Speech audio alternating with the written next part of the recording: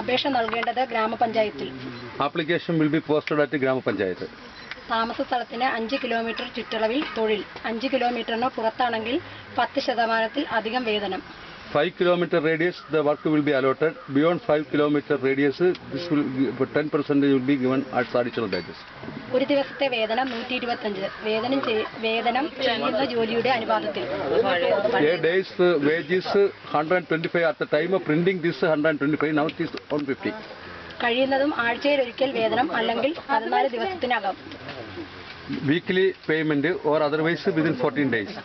സ്ത്രീകൾക്കും പുരുഷനും തുല്യ വേതനം. Men and women getting same wage.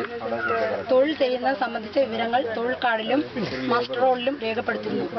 Particulars of works will be posted in job card and master roll. Master roll എല്ലാവർക്കും പരിശോധിക്കാം. Everybody can inspect master. Then what will happen? അവർക്ക് തന്നില്ല എന്ത് ചെയ്യും? 14 ദിവസത്തിനകം തന്നില്ലെങ്കിൽ അതിനുള്ള വേതനം ഞങ്ങൾക്ക് പഞ്ചായത്തിൽ നിന്ന് കിട്ടുമെന്നാണ്. തൊഴിൽ കിട്ടിയിരിക്കും. ഏതെങ്കിലും എവിടെ പോയി ചെയ്യാനും ഞങ്ങൾ സന്നദ്ധരാണ്, ഏത് വാർഡിലും. They are ready to go any ward. If they are not given job within the prescribed time, they expect the unemployment allowance. But we will never give the unemployment.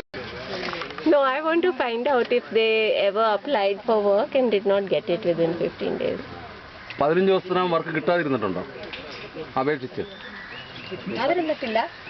അപേക്ഷ കൊടുക്കാൻ വാങ്ങിക്കാതിരുന്നിട്ടുണ്ടോ? അപേക്ഷ അല്ലേ? ഇല്ല, കൊടുക്കാറുണ്ട്, ഞങ്ങൾക്ക് പണിയും കിട്ടാറുണ്ട്.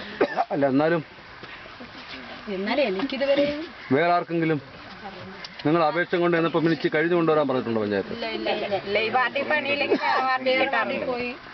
If the work is not available in this ward, the panchayat will allot another work in another ward.